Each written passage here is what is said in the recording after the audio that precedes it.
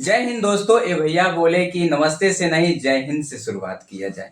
ये छोटू भैया जी हैं, लॉ के स्टूडेंट हैं, हम इंजीनियरिंग के स्टूडेंट हैं। दोनों ही एक ही कॉलेज में पढ़ते हैं और भैया का पेपर चल रहा था, पेपर देकर आज खत्म हुआ है, आ गए हैं।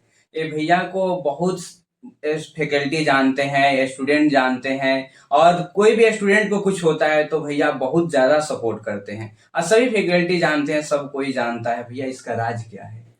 सबसे पहले तो मैं आपको दर्शकों को नमस्ते और जय हिंद बोलना चाहूँगा।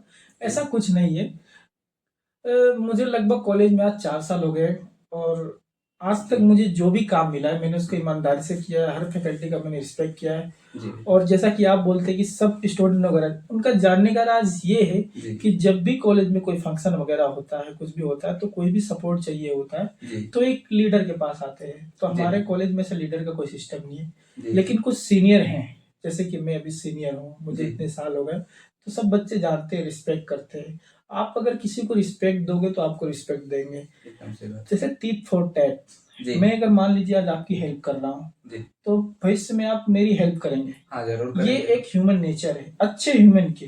जी एक अच्छा ह्यूमन यही करता है। और जहाँ तक रही फैकल्टी की बात, तो मैं ऐसा बोलता हूँ कि टीचर है तो रिस्पेक्ट करना बनता है।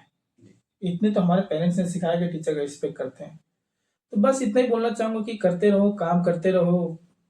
क्या सही है क्या गलत है उसको सोचो, जो जी जी दिल में आए वो करो। जी लॉ का छात्र हूँ, इतना ही बोल सकता हूँ।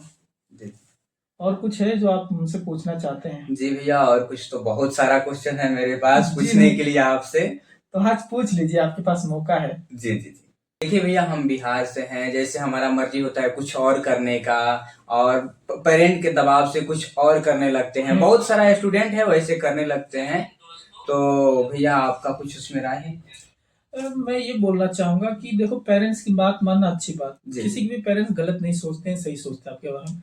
लेकिन मैं एक बात बता देता हूँ कि अगर आप बच्चे हो, आपका हाथ पकड़ के माँ बाप अगर चलना सिखाते हैं, जी तो वो सही गलत जानते हैं आपके लिए। जी लेकिन आप अगर मैं इसको एज द तौर एक एक एडवोकेसी या फिर बोल सकते हैं कि एक जी लॉ की छात्र के हिसाब से सोचूं, तो मैं ये बोलता हूँ कि आपके पास इतना राइट है जी कि आप अपने हिसाब से अपने काम कर सकते हो, बिना लॉ को वायलेट करते हुए, लॉ की उल्लंघन किए हुए। जी जी अगर आप मान लो कि जैसा कि सब जानते हैं, बुक की किताब की बात है, तो कॉन्स्टिट्यूशन में ये सेक्शन आर्टिकल 21 दिया हुआ है जी जी कि right to liberty and personal life के बारे में दिया हुआ है। जी आपके पास इतना अधिकार है कि आप अपने मर्जी से कोई भी काम कर सकते हो।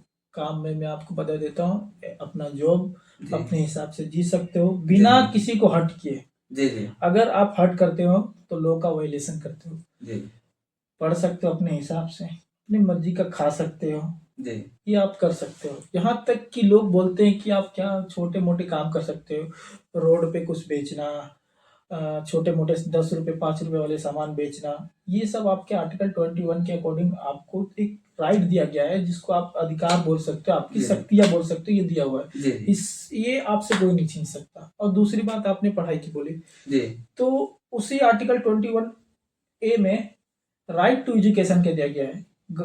कोई भी स्टेट हो, गुजरात हो, महाराष्ट्र हो, बंगाल हो, तमिलनाडु, कोई भी स्टेट हो, जी वहां की स्टेट की ये ड्यूटी बनती है कि जो बच्चा 6 to 14 ईयर का है, जी उसको राइट टू एजुकेशन दिया जाना चाहिए, फ्री ऑफ कॉस्ट दिया जाना चाहिए, जी विदाउट अ सिंगल पेपर या फिर सिंगल रुपीस लिए हुए। जी उसको एजुकेशन देना चाहिए। एजुकेशन में आपको क्या प्रोवाइड होनी चाहिए? फर्स्ट ऑफ ऑल, पहले बुक्स, जी bags, uniforms and lunch time.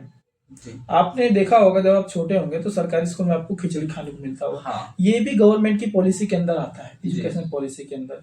ये देना उनका उनकी ड्यूटी है, वो देंगे ही देंगे आपको।